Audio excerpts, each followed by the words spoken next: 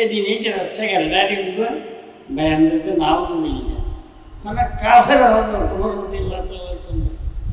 এই শেখায় মানে কাফের হবে হজরত উমরুদ্দিল্লাহ বলেন মাই ঘরে দর্শন দিতে ইসলাম মানানোর কিছুদিন আগে হজরত উমর বলেন মাই ওখানে দর্শন দিতে এ হতান হয়ে সেক্রেটারিটা একজন নয় এটা জমাইতে সেক্রেটারি বা দিই না কোনো মুসলমান মুখ করলে যা জমা দিয়ে আমি বুড়ো আগে আগে হারিয়ে মেরে হয়ে যাবে দিয়ে না হলো রহমতুল্লাহ তো হুন দিয়ে না শুনছে আর খানে হুন দিয়ে আসছি না মেজে আছে এটা দোকান